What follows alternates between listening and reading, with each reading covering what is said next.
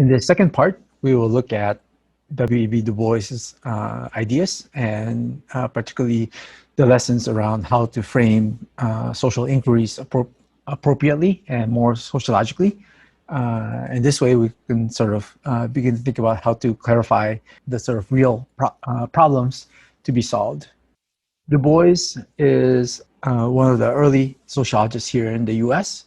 And as you could see, the sort of time period of his professional life, he was someone who was sort of writing almost at the same time as Durkheim and someone like Weber as well.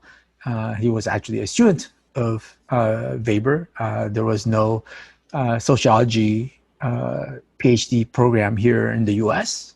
When Du Bois was at Harvard University. So he was able to go to Europe and particularly in Germany and study under Weber.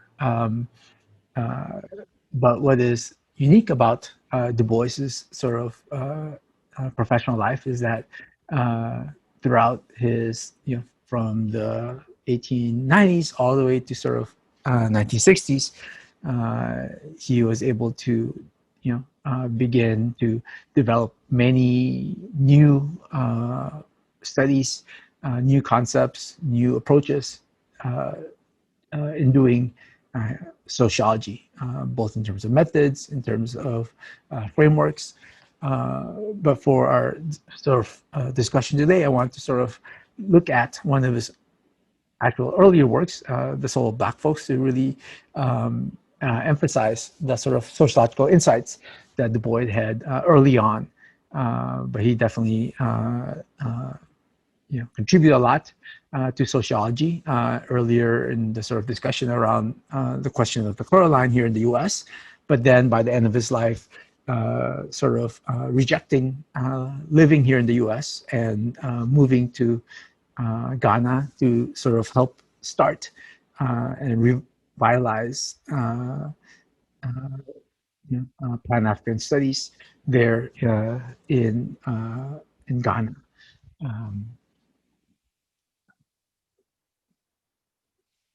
In the assigned reading on Du Bois, he sort of begins with an interesting question. So this is a excerpt from the chapter 1 of his book, Soul of Black Folks.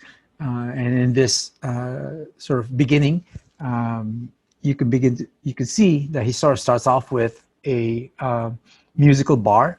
And before the musical bar, he actually has lyrics to a Black spiritual song, right?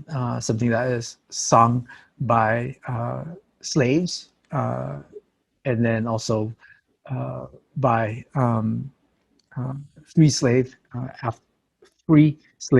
afterwards, after the Civil War.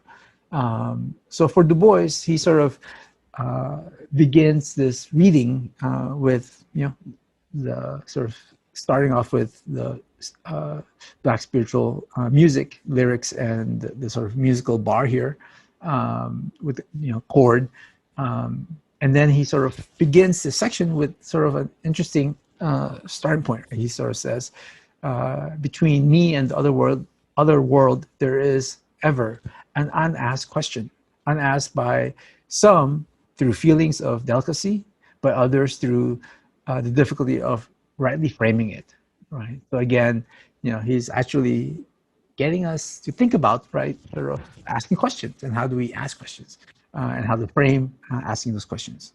He then continues, right, all nevertheless fluttered around it. They approach me in half a hesitant sort of way, eye me curiously and compassionately, and then instead of asking directly, right, how does it feel to be a problem, they say, right? And then he sort of continues, the rest of the paragraph. At the end, he says, the real question, how does it feel to be a problem? I answer seldom a word, right? And then he starts the next paragraph, right? And yet, being a problem is a strange experience. So this is a sort of curious way to start the book, as well as this sort of first chapter of the book. And on the surface level, it doesn't seem anything to do with the sort of opening musical bar and lyrics that he sort of presents at the beginning of the uh, chapter here, when you sort of look at it. But this is where I want to sort of start our conversation about what is he really saying about in this um, uh, reading, and this question of what is the sort of unasked question, and what and how does it feel to be a problem, sort of runs throughout the sort of reading, and he sort of comes back to this point later on at the end of the reading. But part of this discussion is very similar to later on with C. Wright Mills. So again, time frame here is right. Du Bois was writing in the sort of late 1890s, early 1900s, and C. Wright Mills was writing in the 1940s, 1950s. And so C. Wright Mills is someone that discussed sociological imagination almost 50 years later. But here, Du Bois, sort of is helping develop American sociology, U.S. sociology. But he is beginning to ask this question of how does it feel to be a problem, right? And particularly in the context of Black people in the U.S., Black men in the U.S., particularly for him, right? When people talk to him, and as someone like Du Bois, who is attending Harvard University and in a graduate program, so it's a very sort of unusual question to sort of begin with in terms of this piece. And what Du Bois is trying to raise here, right? And again, he's sort of just starting this discussion, but what he's really sort of hinting at is how does it feel, right, to be a problem and be seen as a problem by your own peers, right? By particularly not just any random person out there in the world, but particularly by sociologists, other sociologists, right? And sort of, and they don't really know how to sort of approach him and talk to someone like Du Bois back in the sort of early 1900s. For Du Bois, right, and again, he'll sort of discuss this a little bit later on in the reading, and we'll sort of talk about some of other concepts. But here in the beginning, this question of how does it feel to be a problem raises the issue of how does sociology, right? How does sociology view African Americans? How does sociology begin to view African Americans as a problem in U.S. society? And for Du Bois, he knows that this is the wrong way to ask the question, right? This is not the right question to be asked, even though this is something that is oftentimes in things things that people are sort of thinking about. What Du Bois wants sociologists of the 1890s, someone like people who are, let's say, like in the at Harvard or at University of Chicago, which was back then one of the sort of premier sociology departments in the U.S.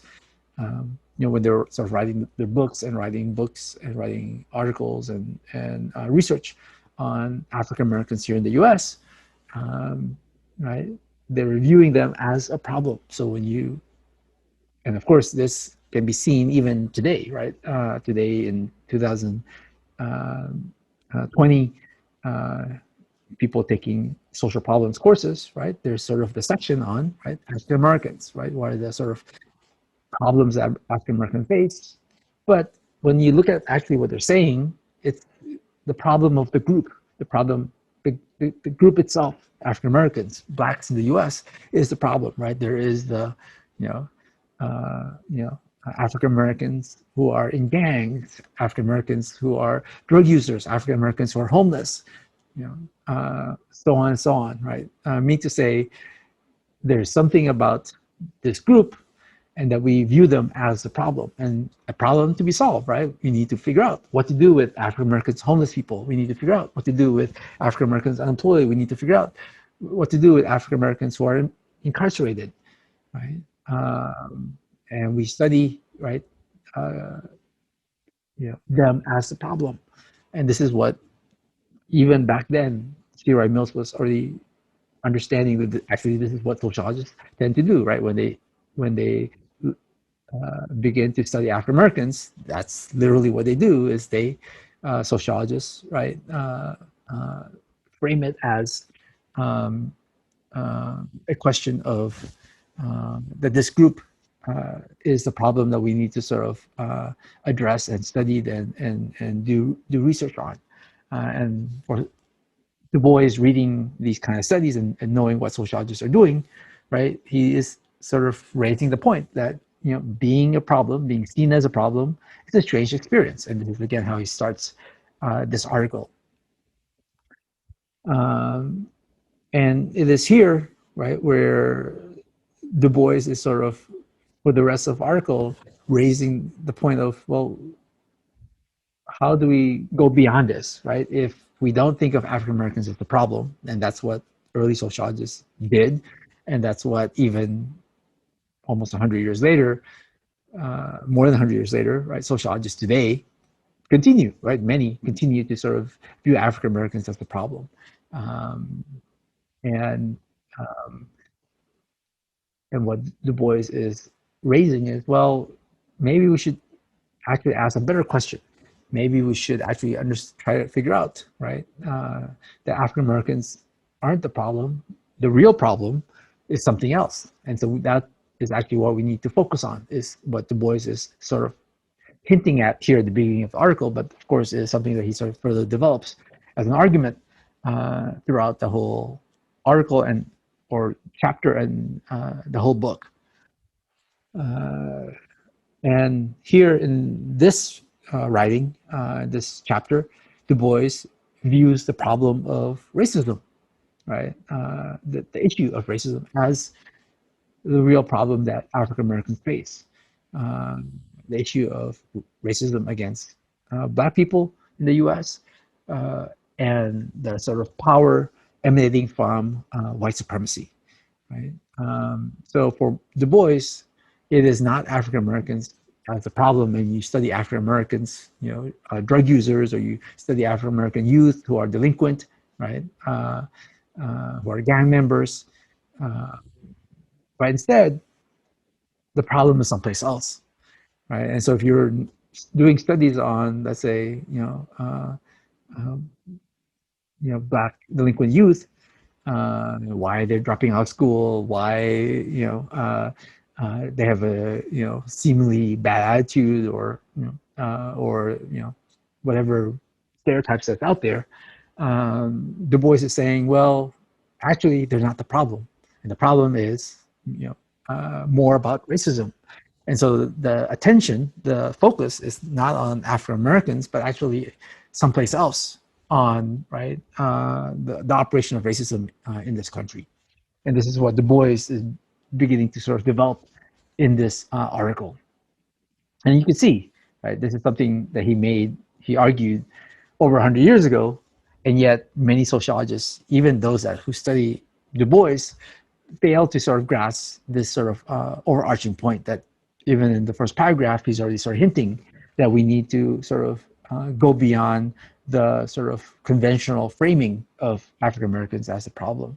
How does it feel to be viewed as a problem by researchers, by sociologists? Right? It doesn't feel good. It's a very strange, awkward experience, as he said.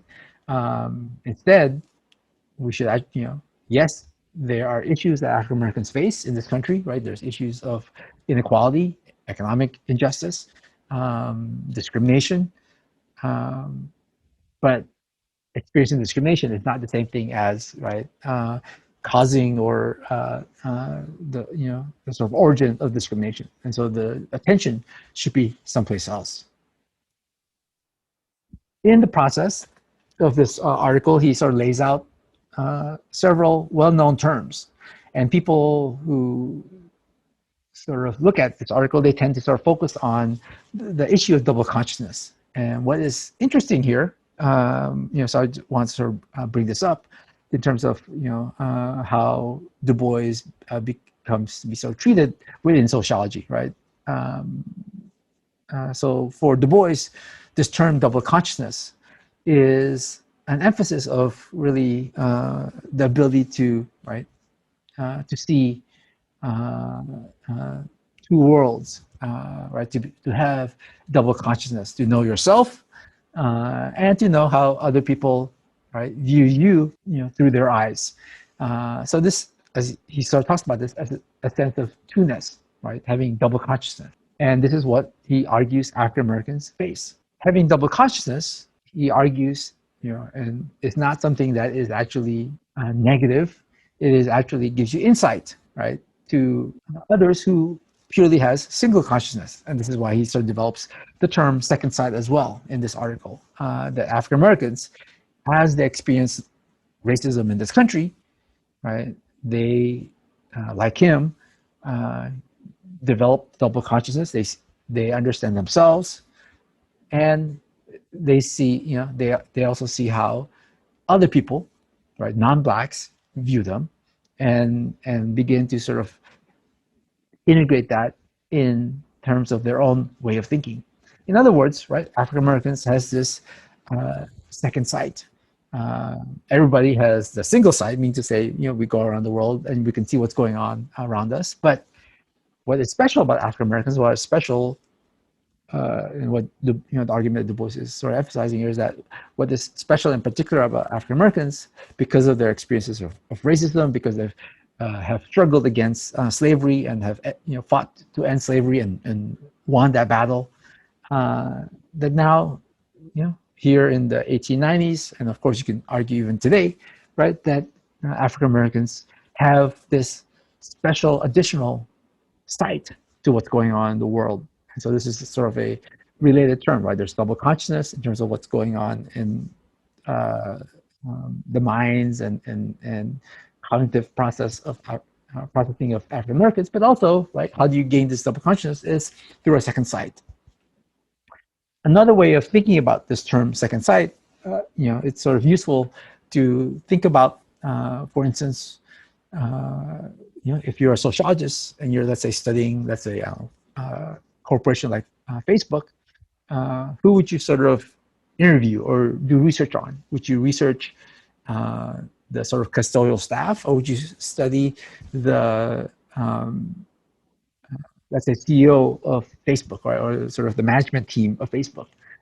And someone like Du Bois, he would say, well, it's an interesting question. Of course, you can research both groups. You can study the custodial staff, and you can study the management team. But he's saying, well, if you're a sociologist and you're trying to sort of figure out what they're thinking, what their life experiences are, right? Then think about the people who are, let's say, the management team or CEO of Facebook. What sort of sight do they have? They live, in, let's say, Palo Alto. They go to work in Menlo Park. They, they travel around the world in terms of luxury and dealing with high-tech people and then politicians and all of these things, right? And that's one way of looking at the world, and this is the sort of experiences of the people who are sort of the CEO of Facebook or the management team. But W.E.B. Du Bois would emphasize, let's say, looking at the custodial staff, right? The people who sort of work the night shift, who are, literally, sort of throwing away the trash of the management team, right? They know the dirty secrets. They know what they ate for lunch, what's in the trash. They know what, paperwork or printouts that they're throwing away, financial spreadsheets, all of that stuff, right? And so they know what are the sort of personal habits of the management team, but at the same time, these workers, right? They leave work. They may leave, they may reside in East Palo Alto. They may reside in, um, East San Jose, and go to their life, their world, right? As the custodial staff, they go back home. They take the bus. You know, they go grocery shopping. They take their kids to school, right? So they see they're part of a different world, and they have, right. They have the insights to the people working at Facebook, and the sort of high tech world that happens there, and the problems that people in Facebook deal with. But then the custodial staff, right? The people working at the night shift, let's say, they have the additional side. They can see, they have their own lives as well, right? And so if you're going to interview someone, who would you interview? Would you interview the management team and the CEO of Facebook, and get what Du Bois would say, sort of people with just single sight, people who just have sort of a narrow way of looking at the world, that they simply have a single consciousness. They just go around thinking about themselves, and do everything about them, and they're not conscious of, right, other people around them, and what's going on. While the custodial staff, right, they have, they know what's going on Facebook. That's where they work, but they also know the world outside of Facebook, outside of, not sort of one of the powerful internet companies out there, but the sort of working class, middle class, or poorer neighborhoods in around here in Silicon Valley, or let's say they might be living in the East Bay. And so again, they see more than just the world of Facebook. They also are part of their own worlds, and they are able to sort of bring together all of these worlds. So it's not having double consciousness, having second sight isn't a negative, right? It's not like a burden to have a double consciousness. Not like having double consciousness means that, oh, you don't really know what's you have this sort of uh, uh, usually sort of viewed as a uh, you know uh, do you know if you're African or if you're American, right? This sort of uh, uh, identity conflict that people think what double consciousness is sort of emphasizing. But that's not actually how Du Bois sort of views it, right? It's not an issue of identity conflict. Are you American? Are you Black? That's not what he's saying here. He's actually saying that African Americans are able to actually bring it all together, right? Are able to understand that they're Africans and they're Americans, and it's they're a complete whole, and that actually makes them be able to see more than just people who just view themselves as let's say people working at Facebook. So again, you could see he's trying to sort of talk about this in the context of, right, our earlier discussion, right at the beginning of the article, saying, oh, there is this question of, how's it to be viewed as a problem? Well, once you sort of go beyond looking at African Americans as a problem, and you realize, oh, they actually have second sight. Oh, they actually have double consciousness. Oh, they actually can tell you more about what's going on in the world than those that don't have double consciousness, than those that do not have second sight. Then, as sociologists, we should actually listen and study and learn from the experiences of African Americans in this country. And this is what Du Bois is actually trying to get at: is that we need to stop viewing as African Americans as a problem, but rather African Americans as a group that can actually provide us interesting insights to, right, one, racism, but even on other matters as well. And this is what Du Bois is sort of bringing up. Of course, he's not saying there's no problem of racism or discrimination. He's actually trying to emphasize it is because of racism and discrimination, right? Not because of biology, not because you're born Black that automatically you have double consciousness, but it's actually the experiences of racism and fighting against slavery, right? Fighting for freedom, that allows for this double consciousness and second sight. A little bit further in the reading, he sort of brings up, right, this question of even already in the early 1900s, after the Civil War, right, African Americans in this country continue to face, even in the North, where you know, Du Bois was in Massachusetts and Harvard.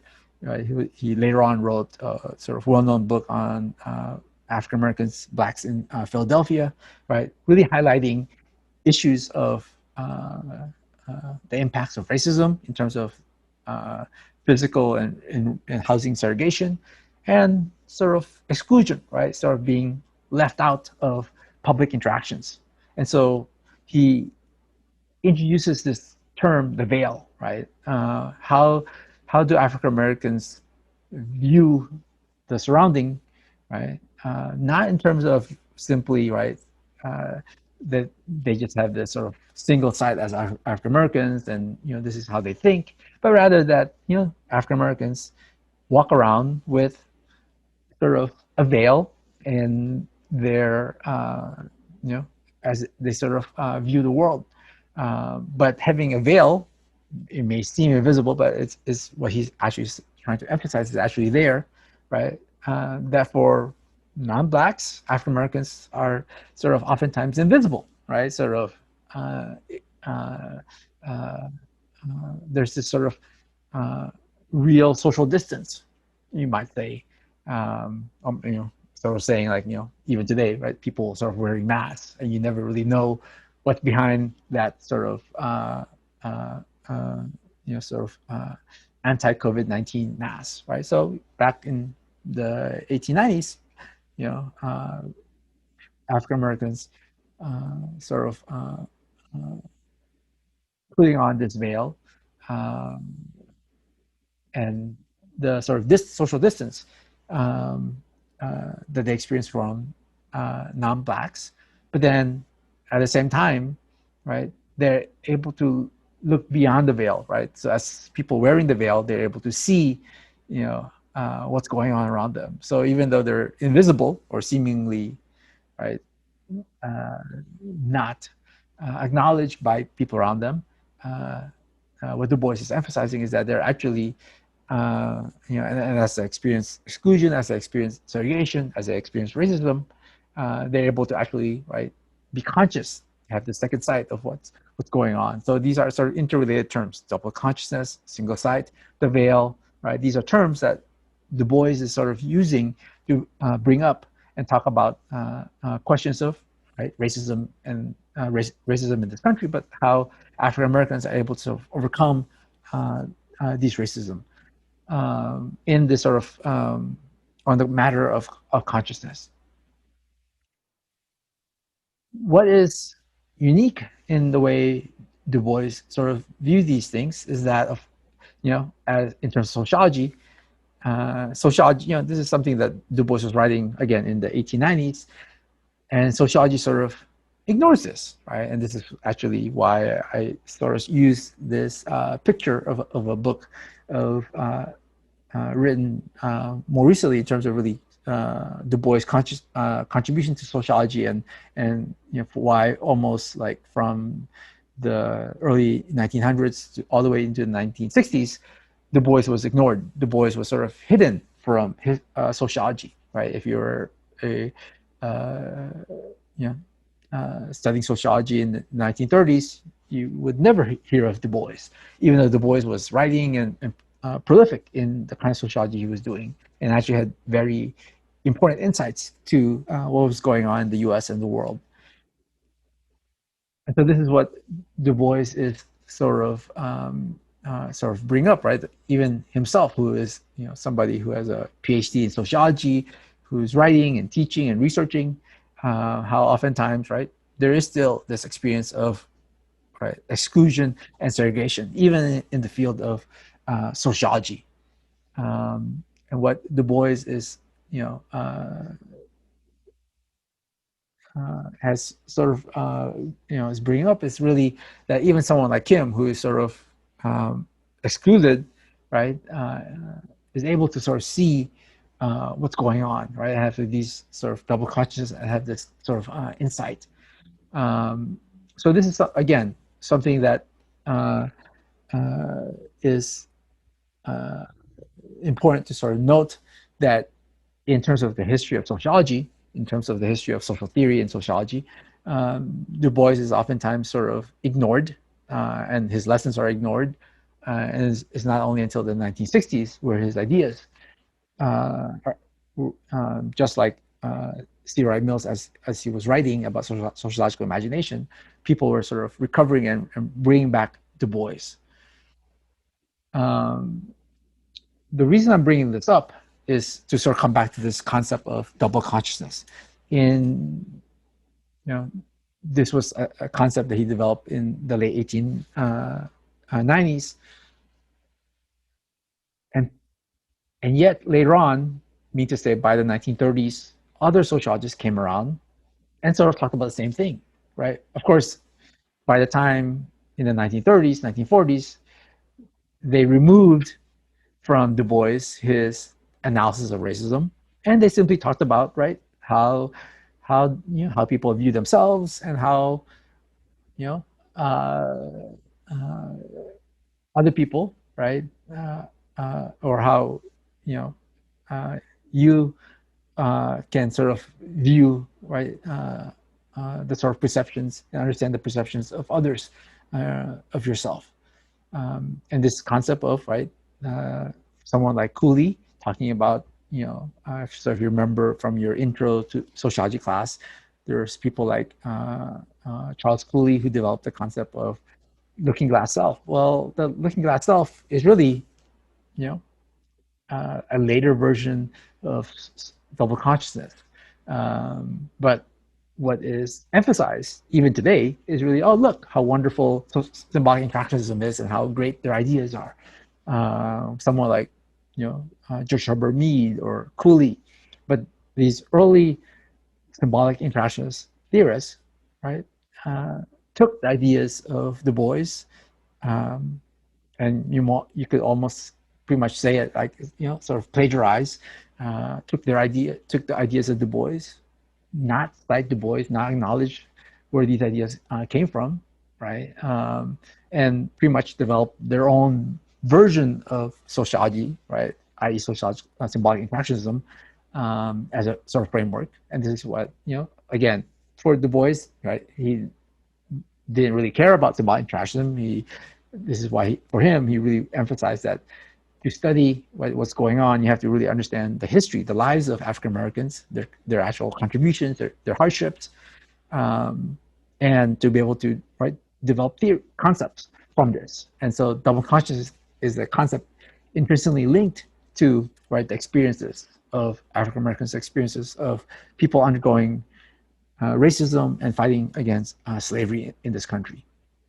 And so it is interesting to note, right, again, there's sort of the writings of Cooley and, the early symbolic interactionists.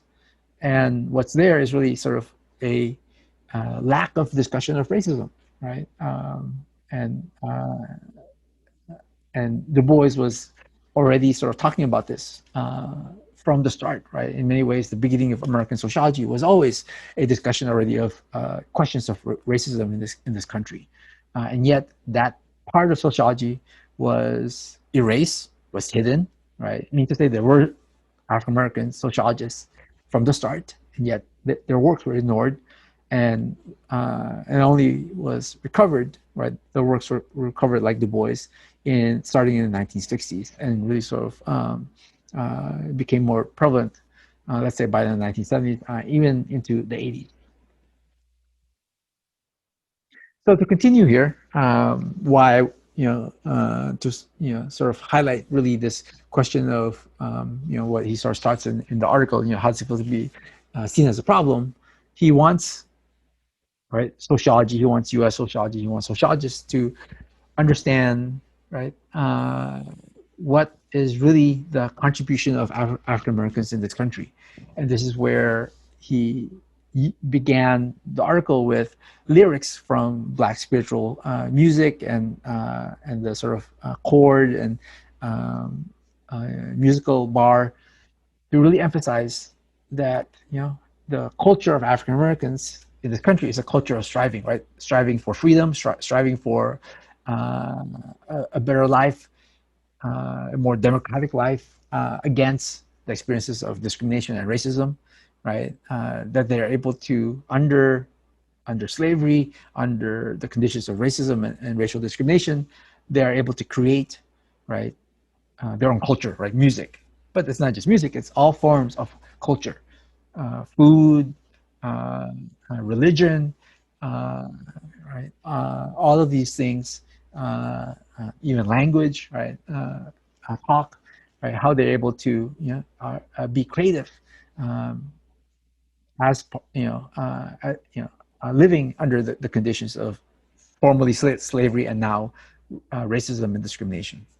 But this is what Du Bois is really sort of trying to get sociologists to sort of understand and change, right? To not view African Americans as a problem, but view African Americans as living and thriving and creating, right, a culture of striving.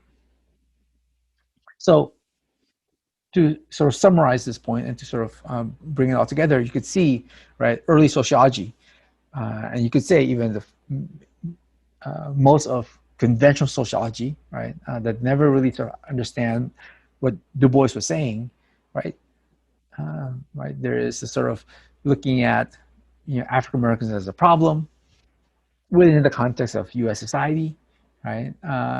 And somehow African Americans are not able to sort of fit in, right? Are not able to sort of integrate into U.S. culture, U.S. society, right? And so the problem that sociologists need to study and look into is, right, this question of, right, and viewing African Americans as a problem, and the problems that they're facing. On the other hand, Du Bois actually reversed the argument. Du Bois is actually saying, no, African Americans isn't the problem, right? Instead, we have to talk about racism. But then, well, how do you study African Americans? Here he's saying, right, if you think back to his logic of, single, double site and uh, cultural striving, he's trying to say, well, it is actually the culture of African Americans, right? Black culture that's being created by people experiencing slavery, who've undergone slavery and experiencing racism, how they are creating not their own culture, but actually the culture here in the United States, right? This culture of freedom, which is why he sort of uses uh, black spiritual lyrics and music at the beginning of the article, is really emphasizing that, you know, uh, the creation of songs like that, of music like that, could not happen if it wasn't because of the hardship under slavery, right? Uh, and it becomes, the contribution of African Americans to the creation of, right, U.S. culture. What is U.S. culture if not, right, many of the artistic and uh, uh, contributions that many African Americans have put into in making, right, the United States. Um, so this is where he is sort of emphasizing, right, instead of viewing African Americans as a problem, we should actually view and develop a sociology of the Black experience. We should study, right, what is the experiences of African Americans in this country. Not that they're the problem, right, but what's their experiences of racism and what is their experiences in contributing to the making of the United States, right? Who can better tell us stories about freedom, right, and democracy if not African Americans? Because they have, as a group, have fought for freedom and democracy in this country more than any other group, right? And have succeeded, right? I mean to say, the ending of slavery in this country, right? And yet they continue to fight for freedom under the current conditions of, right, racism in this country. So, as sociology, already in the 1890s, Du Bois is saying we need to, right, study the the Black experience in this country, study the contributions made by African Americans and how they, create our economy, how they create politics around us, the sort of fighting and struggling for making freedom real, and the sort of creation of artistic works in to be part of the United States, right, and U.S. culture, and so this is what he wants to sort of emphasize, and this is how he sort of ends the article. And so to recap, right, for Du Bois, he wants to emphasize it is wrong to view African Americans as the problem, and yet, as I said, this sort of way of thinking persists for many sociologists today, especially for, those that study African Americans and are trying to solve the problems that African Americans face. Right?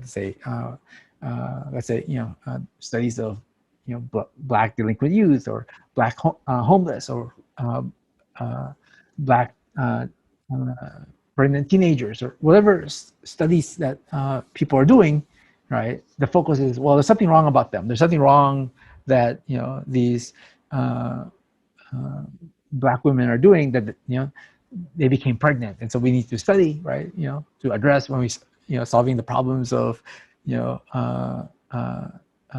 black pregnancy, right? Well, we need to look at what black people are doing, right? And again, to view them as the problem. And this is what Du Bois is saying, right? Over 100 years ago, we need to change this. This is actually part of the racism, part of the problem of racism. We need to actually develop a very different kind of sociology.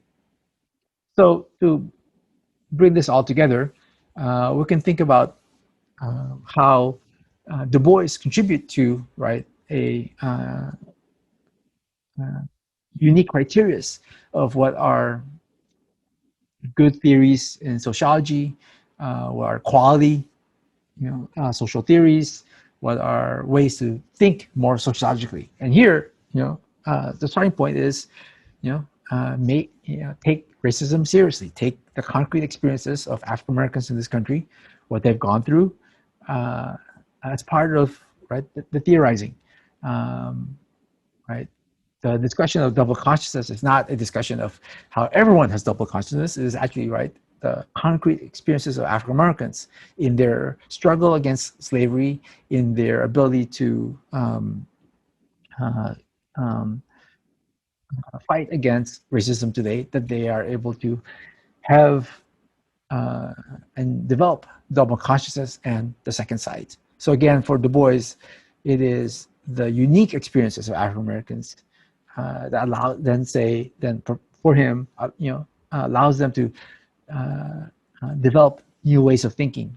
In other words, new theories. So if you're going to develop theories, it should not be general. It should actually be concrete and specific in terms of the issues and topics and groups that you're sort of theorizing about. Next, very similar to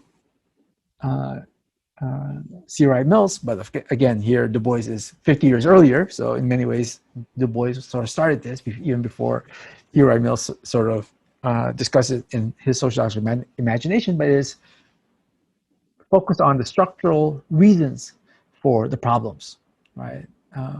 What are the root causes of racism, right? Not to study how, the people who are experiencing racism, oh, they're the problem, right? Oh, we should study black people and black youth who are, dropping out from school. There's something wrong what they're doing, or even, oh, there's something wrong, with the parents. That's why the kids are dropping out, right? We need to put the attention someplace else, right? And for Du Bois, that root cause is the question of, right, racism and white supremacy in this country, right? So we should focus on the problems themselves, right? The problems are there, right? The problems of African Americans in terms of educational inequality, but it's not the African Americans who are not doing well in schools that we should study them, but instead we should look at the problem, the issues someplace else, and that's what Du Bois is trying to sort of get us to do. But yet, right, if you look at many educational studies out there that says, oh, we want to look at, right, racial inequality and understand, right, what's going on with black youth, right? Their focus is on, right, the problem of black youth in terms of education, but their attention is not on racism, usually their attention is on what are the black youth doing that causes them to drop out from school or not do well in school. And so linked to this is the emphasis that Du Bois is saying, right? That African Americans are the problems themselves. That if you're gonna do good sociology, develop good theories, right? You know, put your attention someplace else, but don't focus on the homeless or drug users or pregnant women, right? Or the unemployed. That the problems are someplace else, and so we need to actually be clear what are those problems, and better frame the problem, right? And this is what Du Bois is sort of getting us to think uh, more appropriately in terms of in developing better theories. So to summarize here, right, folks like Du Bois and C. Wright Mills, right, their writings give us some sort of pointers in terms of how to think more sociologically, getting us to sort of questions the sort of assumptions underlying theories that we see, questions there in functionalism, question in the sort of non-sociological sort of perspectives, or even any theory that says they're sociological, and see, right, are they really sociological? Do they follow the sort of criterias set up by Du Bois and by Mills, right? So questioning the assumptions of the theories, questioning the sort of conclusions of these theorists, and you could begin to see from the assumptions and conclusions, are they really sort of sociological or not? Linked to this is, right, the focus on getting us and seeing perspectives out there that don't really focus on the real causes, right? They focus on something else. And so really at the end, many of these theories, just like functionalism, they allow the inequality to continue. They allow racism to continue. So when we don't really begin to focus on racism, we don't focus on capitalism, we don't focus on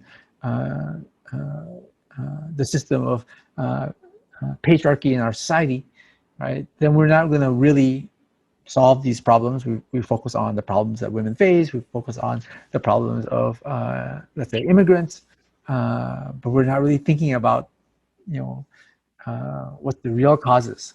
But conventional perspectives in sociology today and perspectives out there that are not sociological, right?